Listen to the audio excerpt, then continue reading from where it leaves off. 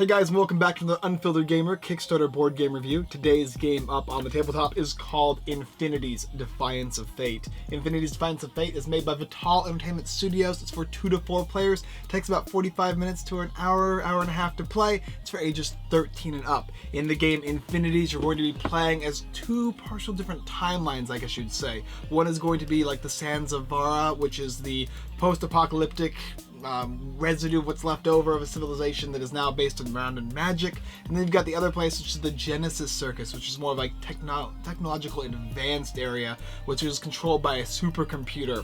You're going to be playing as a leader, one of many different factions, trying to control different areas on the board and succeed in certain missions. And you're going to go through that against other opponents. It is a competitive game in which you're going to be placing tiles down, rolling dice to maintain certain monsters, as well as having a queue system to play different spells. You'll be going back and forth depending on the different scenario you'll be playing, and depending on the scenario will determine what you need to do to begin with and what will follow in conjunction with that. Any player can do it on any turn, and that can either give you bonus points or make an opponent lose points depending on how it is played. The game's really interesting and unique. I think you'll enjoy looking at it. Let's go ahead and take a look. Alright, so here's Infinities, Defiance of Fate, and as you can see, all of the contents in the game. You've got 2 different decks, one's for the Vera deck, and one is the Genesis Circuit for use for 2 different types of leaders. Speaking of leaders, these are all the different types of leaders in the game, and some of them have artwork already on them, and there's going to be some artwork coming very shortly, and as you can see, it's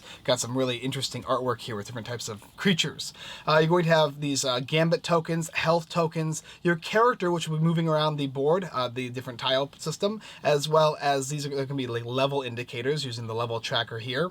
You're going to have a point marker, which you'll be putting on the board over here, which will be going all around the board to gain points.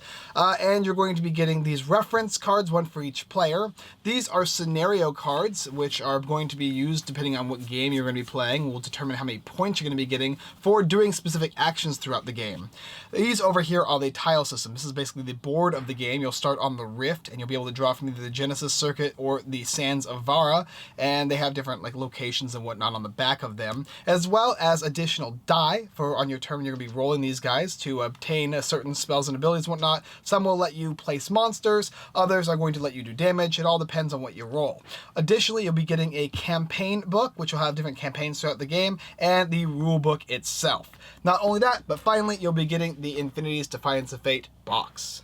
Okay, so now you've seen all the contents of the game, let's talk about setup. Now, everybody's going to get a leader, basically, as well as they're going to get all the tokens they need. They're going to get their fate tokens, or their gambit tokens, they're going to get their health tokens, and they're going to set aside the decks as well as the tiles. You're also going to put your score marker on the scoreboard, the round number with this die on the round tracker, as well as your 2 gambit tokens of each color onto the turn order area. Now, for each and every single player, they're going to have one of those gambits to play on, so that way you'll know who goes first.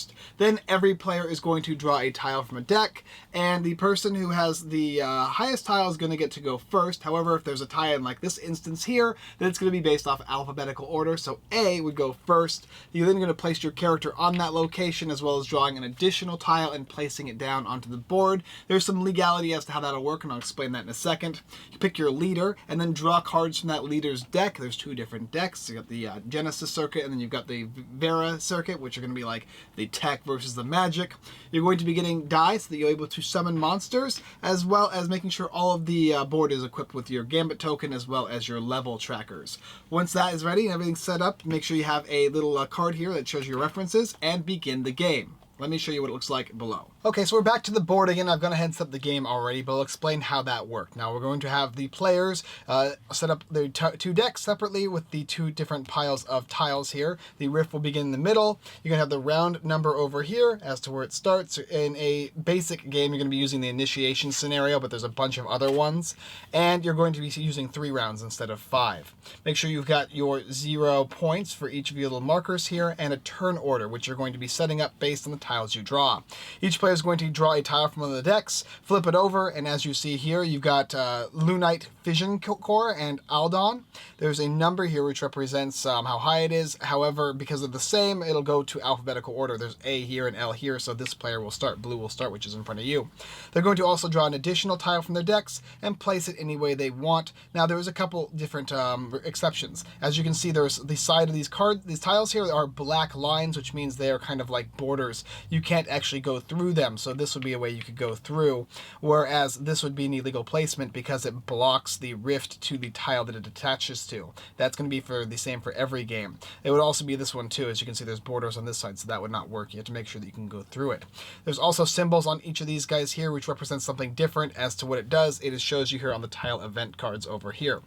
Also, you're going to be getting to choose a character, and each character is going to have their own unique deck. For instance, this one here, the W01A, is going to be using the Genesis Circuit deck, and then you've got Arurin, which is going to be using the Sands of Vera deck over here. They're both different decks with similar type of cards. So now you're going to take also additional cards based on your hand size, and as you can see, there's size of 5 there. This is actually going to be the grouping area, so technically the hand would go down here, but to show you guys it's easier right here, you're also going to give the other players all their cards as well. Each player is going to start with 3 of these, which means they're able to summon certain monsters here, and as you can see up here, is the cost of the different monsters.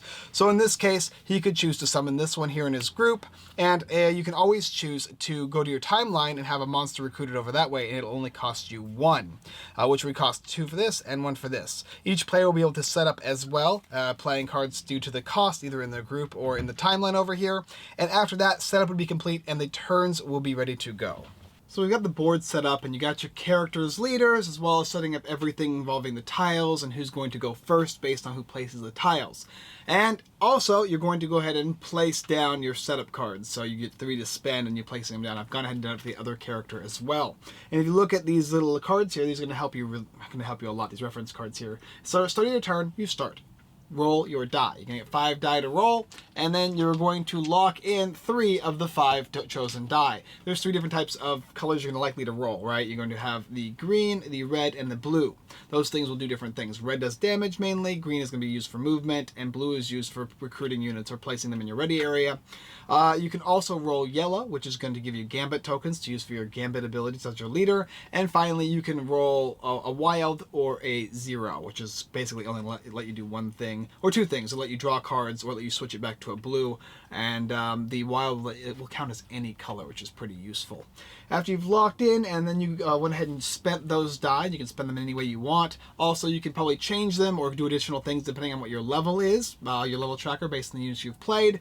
Then you're going to pass your turn and the next player is going to get to go. The game's going to be using not only the tableau in front of you with rolling dice and whatnot, but also using the board in front with all the tiles to attack your opponents and whatnot. The objective of the game is obviously to use this scenario to your advantage. In this specific game, you're trying to activate a gambit ability or a reaction to gain +2 points, and then afterwards have an enemy flip an enemy's tile. And if you can do that, you'll give them minus points. Although realize too, on your turn, if you activate a gambit ability and then an opponent flips your tile, you're going to lose 5 points. All right, let me show you what it means. Okay, so we're back to the board again. As you can see, we have gone ahead and done the setup. This player here, he's got his 2 cards he's going to be summoning, and this guy here has his 2 as well. This cost him 2, this cost him 1, so he's spent. Now we do have the turn order. He's going to start the turn off, as you can see over here. This is the first, and then this is the second player. This is actually his can, but I'm going to put up here for use so you guys can see it. Basically, the cost is going to be right here, the name of the card, and then what it does is going to be down here. There's certain things that are going to be prepared and or faded. They can happen additionally as well when you play the cards, depending on different scenarios. After that, you're also going to make sure that you have your level marker up, and you're going to see that this is going to have a symbol at the top here. This is the health, and this is the symbol. This symbol indicates that this needs to be up 1. If this guy ever leaves, it will go down 1. You can have a total of 4 cards up here, so you can have a total of 4 level ups in any variety, provided you have all the 4 cards here. The timeline will not count towards that. However, you can choose to summon this guy on your next turn after you've played him here. The same would count for this guy as well, and over here he has got a green guy and a red guy, and so he's got his green and red up. Let's talk about the boards here a couple seconds. So first of all, as you can see, there's a bunch of symbology down here for all the level ups. Whenever you level up a certain trait, you're going to get a certain ability. This one here says spend Any die, you're going to get a gambit. This says you can turn a 0 into a blue, and then this one says spin any die, you can draw 2 cards. It'll go up additionally whenever you lock this specific number, you'll get to draw a card. Whenever you lock this specific maybe you lock a gambit, you're going to gain a health. Whenever you lock a green, you're going to gain a gambit. You gain +1 die to roll. Be able to lock 1 extra die in. +2 to all your other 2 abilities. So there's a bunch of things you can gain on your turn while rolling dice. Over here is going to be your gambits, and different things are going to happen. You have different portions. You have basically 2 reactionary and 2 passive, but it depends on the type of leader. This guy over here says, after a unit gains or loses 1 health, pay a gambit to flip its leader's tile. After a leader activates a tile's triggered event, 2 gambit to destroy 1 of their cards. These things, however, are what you use when you lock in gambit die. These 2 are what you use to spend gambit tokens, so do mind the difference. This symbol with the square means spending the die. This one over here means using the tokens. These are reactionary, which you can use on other people's turns. This one is on your turn. You also going to look at the creatures here. They say different things. These ones are the ones that are active, and it says you may deal X damage to this unit to lower the gambit required for a block check by X. So you can lower gambit. You can lower the checks on certain cards and whatnot. We'll get into checks in a bit here. But that is the basic idea for a board. The tile event is going to tell you a bunch of things involving the tiles here, and you can look at it over here to see what they do. So we got the start. You can lock 1 wild in whenever you start on a space here. This one here is called entry. Draw 3 cards. Warp to a certain tile. Passive. You can bypass walls when you're on this area. Some of them will let you go on top of others, like when you can go here, you can go on top of a tile. So a bunch of different things, right? Now let's talk about what the die do. So whenever you're rolling dice, you've got, let's see here, dice actions. Prepare in a timeline to play a card from your timeline. So this is going to let you play cards at the cost, depending on the die you have. This one over here is the red, which is mainly the damage one. -1 damage to a group, or pass this symbol to destroy 1 card if no units steal a leader's gambit token, and also requires reach. So you have to be within reach, and it tells you your reach at the bottom here. It's within 3 tiles. So this reach is 3, 1, 2, 3, he'd be in reach. The last one over here is going to be move 2 spaces, or you can flip an active tile in reach, or you can warp the rift tile, which is this guy. You can warp this. So that is going to be mainly used for moving around or having the board be moved around. The other different dice symbols, this one, which is just a blank, it doesn't do anything. However, if you have this guy here, which you always will, you can always turn it into a blue, which will let you power cards or put cards on the field. This one over here is the wild, and this is the gambit. Like I said before, you can use this to use these abilities. Now, that is the basic idea. So to start the game off, you're going to take 5 die here. You've got your hand of cards you can use as actions if you need to, and you're going to roll the die. There we go. Now you're going to select 3 of these, any 3 you want to lock in. I guess I'll pick up a blue and maybe a green, and we'll just pick up a red as well. All right, so we can look at our hand and see if we got anything that costs 1, and we don't, unfortunately, which is not going to be super useful. However, we can bring this guy up for 1, so we'll get rid of this and we'll move this guy up here. When we do that, green is going to go up, and then we're going to give him 2 health. That's how many health he has. Doop, doop. And what does this guy say? After you pass a check, deal 1 damage or heal 1 to any group. You may do both while in a specific area of the board. It's pretty cool. This guy here will use this ability to go ahead and move 2 spaces. We can go 1, and then we can choose to move 2. When we move, we pick another tile and we place it down. Try and make it legal. And there we go. Now we got this shadow of the world spine, and we can go ahead and say, okay, this right here has got an eyeball. Let's go ahead and check and see what it does. And it tells you, did I pass it up here? No, there it is. Passive, you can bypass walls, which is pretty cool now. So you can go over here if you want on your next walk.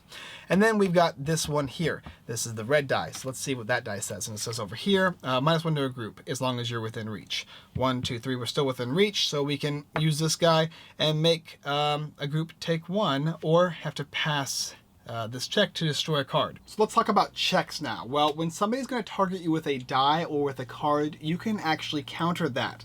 You're going to be needing to spend gambit tokens based on if it's a die, spend 2 tokens, or if it's a card, it's going to be 1 per the cost of the card. So if the card costs 2, spend 2 tokens.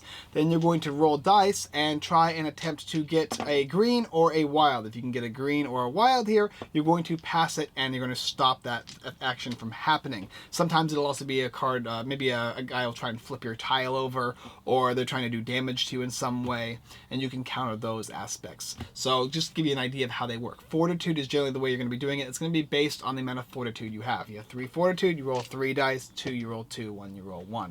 All right, now that you get that, let's go back to the game, and I'll show you what else you can do with your die if you don't want to use them for what they mainly are going to be used for. Okay, so we're back, and I explained checks the best of my ability. Now, this is red here, and maybe I don't want to do damage to an opponent. Instead, maybe I'm worried about them canceling it, or they don't have any units. I can instead use this die to either A, gain a gambit token, or B, I can draw 2 cards. Now, I only have 3 cards right now, so I think I would get rid of this and draw 2 additional cards. Remember, I have to draw cards that are corresponding to my leader's deck, so I would go ahead and do that, so I can use them for my next turn, put them in my hand area over here. And also, the most important part of the game is the this scenario here. And it says whenever you activate a gambit ability or an action, you're going to gain +2.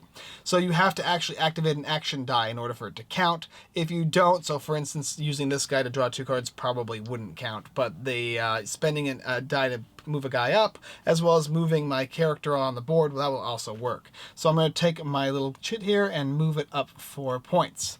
Also, if somebody on the turn were to try and flip over, for instance, this guy here says after somebody loses or gains health, you can spend 1 gambit to flip over a leader's tile, and over here you look, an enemy flips over your tile. So if somebody flipped over my tile just now, after I've done all this stuff, I would lose 5 points. I can't lose more than I don't have, so I would only go down from 4 to 0. But also, I could do this as well. I could flip over an enemy's tile, but I have to always do this and then this in succession. Not only that too, but over here, as you see, one of your cards is destroyed, so if one of these guys died due to damage, then I would lose 2 points. Or if I had done it to my enemy, he would lose 2 points. And then you could also, in conjunction, do this. Play a card using a standard energy action that would give you 5 points. Remember, you have to do the first action and to follow up with the second action, and it could be either person who did it on a single turn. It resets after the next turn, though, so you can only do it on 1 single turn. The last thing here, as you can see at the end of the round, it says you have X active cards. Active cards are up here in your group. For each one you have, you're going to gain a point. So if my opponent went, after he went, then we would go ahead and check the end of round initiation scenario ability and move everybody up based on the cards they have in front. I would go 2, and up here he has 2, so he would also go 2, presuming he finished his turn. And then it would rinse and repeat. You would then move this round tracker to the next one and continue. The basic game is only going to have 3 rounds. However, the full game will have 5 rounds. There's also a plethora of different scenarios that will have different little combinations happening. Play a unit and an enemy in reach destroys your card, so on and so forth. We'll talk more about these above, but there is also a ton of different units that are a ton of different leaders that all correspond to different types of play in this game, as well as tile. Let's go ahead and talk about the caveats, the cards, and the leaders, as well as some of the scenarios above. Alright, so there's a bunch of different scenarios you can play with, as well as an adventure mode, which I'll talk about in a second as well. This over here will show you can choose whichever scenario you want to play with. There's obviously initiation, which is for when you first start playing the game, but flashpoint is increase an attribute to a level greater than 2. That'll give you 2 points, and if somebody's attribute is reduced to 1, it would go down -5 points. And there's a bunch there too. Shape the future, prepare a card, an enemy destroys a timeline card of yours. Vexit Crater, play a unit while greater than 2 units are in your group. That'll give you 2 points, and an enemy out of your reach gains a 5th gambit. That would make them -5 points happen. And there's a plethora, and it tells you what the end of round bonus. They all have different end of round bonuses for all of these scenario cards, so it makes the game very, very different. You're also going to have a bunch of different cards, and based on the leaders, which deck you're going to be drawing from. This here is Agent of Diva, and anything that has a little circle at the top left, as well as the corresponding type, is going to let you get a level up when it is in your group, and it's going to have health. And if it runs out of health due to damage, it will die. This is the cost here and the name. This says when this unit reaches 0 health, spend water to prepare 1 card from your deck, or 2 if in a specific area on the board. Some of those cards respond to the tiles that you're moving to, so using both the tiles that you're on as well as the die and characters to your disposal can be a good combination. This guy here, 2 health, spend this symbol for a leader in reach to draw 1 target active card they own. Ooh, that's pretty good there. Synthetic Reborn. But there's a plethora. They have some with more health than others and higher cost. Whenever you're going to put a character card in your timeline for one, you can always bring it to your front for one as well. So it's kind of like you're amping up. As well as some cards are specifically useful when you're trying to put them in your timeline because they can do something unique. But yeah, the red cards will do similar things as well. Some of the red cards are a little more damagey, I suppose, while the other ones are a little more tactical. It really just depends on your style of play. You're also going to have a plethora of different leaders. Now, I think all the reach for all the leaders is practically the same, but I think it's there so that way they might be able to change that or switch it up for cards in the future or leaders in the future. But you have reach of 3, your group is 4, and they all shows that as well, hand size and your timeline. But what's different, what's interesting is not only the artwork, but all of the different leader abilities. You've got the 2 different reactionary abilities, and then of course the gambit abilities. There's Rezo, he's pretty cool. Finn, Zale Murfari, Y66R. This one says discard. So whenever you play a gambit die, discard 1, then destroy a card of equal or lesser cost. Ooh, that's good. Or move an enemy who is adjacent and in reach 1 space, so you can move them on the tiling board. That's pretty cool as well. There's a ton of leaders, more leaders than you definitely need, which is really cool. Not only that too, but you have a plethora of different tiles in the game, and they all do different things. And you have this little handy dandy reference card which tells you almost everything you need to know in the game, as well as what the tiles do. So this one here, this little watery thing, says you gain 1 gambit when you end on this tile. Or this one over here, this one is going to give you that wild one. You can lock a wild when you start. And yeah, so that's the idea of the game. You're going to be going around the board, trying to stay within reach of certain people or get out of reach, warping tiles around, while also building up your group. And your objective is obviously going to be to, determining on the scenario, gain points and make your opponents lose points. Each scenario is going to be different in how many points you need, but once a player reaches that certain point total, they're going to win the game. Alright, let me tell you what I think about it. Alright, so let's talk about Infinities, Defiance of Fate. The first thing that always sticks out to me in games is going to be the artwork, and this artwork is solid. It's a really, really good artwork. I do like the fact that it has built its own world, and it has a plethora of different themes, right? You've got the magical theme and mystical theme along with the kind of technological theme. And your character is going to be based around that by drawing cards from specific decks, and depending on also where you what one of these guys' tiles you start, when you're going to be drawing from that tile base as well. And they are very different as well. Not only that, but you're also going to be getting this little campaign book, which will have you fighting against you'll be fighting against a campaign, and depending on how well you do or how well you don't do, you'll be going to different campaign modes and going to different strategies and different campaigns as you progress throughout the game, which is really cool. But you don't have to do this if you don't want. You can actually just play the game as it is with 3 or even 5 rounds. I would recommend 5 rounds, and I definitely think you should play with more than 2 players. I think 3 and 4 is definitely a lot more fun. The game is complex. There is a lot to it, and you have to understand that as you play more and more, the better you're going to get. Because you're not only worried about your tableau, which is also your creatures and your timeline and your hand and all that going on, but you're also dealing with the board itself, the tiles, moving around, making sure you're still in reach or getting out of reach.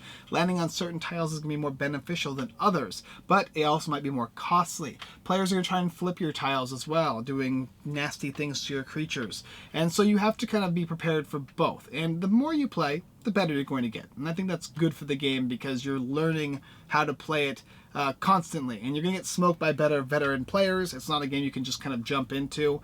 This one actually you're going to need to prepare yourself by playing the initiation round. I definitely recommend that. As well as if you got a player who's already been playing for quite some time, they're going to need to ease you into the game. That being said, the tableau management and the tile management is really fun, and they work really well together. It kind of feels like a little bit like a more advanced King of Tokyo, where you're rolling the dice and positioning them how you want, but then adding in that kind of Carcassonne tableau, like a tile management system when you're moving around, and they integrate well. The most unique thing about the game really is these scenarios and how they work. You're trying to gain points throughout the game, moving your little tile, your little counter around the board, and you need to do that by doing certain things. You need to be destroying an opponent's monster, activating a gambit inevitability or an action, how many monsters you have in your control at the end of the round. This one of your cards is destroyed, but there's a plethora of them. There's so many different scenarios, and you're probably going to find one that's right for you. The board, there's been a couple of changes which I really like. I like the round changing. This tracker here is really cool. It makes the game a lot more condensed, so there's not so much everywhere. These little reference cards are so useful, and just so much information here on one single card that it's going to be very helpful to you. And there's a lot of creatures that do a lot of abilities. There's a lot of variety in the game, so it's thick and it's heavy, it's thick style game, but it's got a light flow to it to a certain extent. You're going to be going around and just rolling dice, putting them on your board, doing what they say, passing.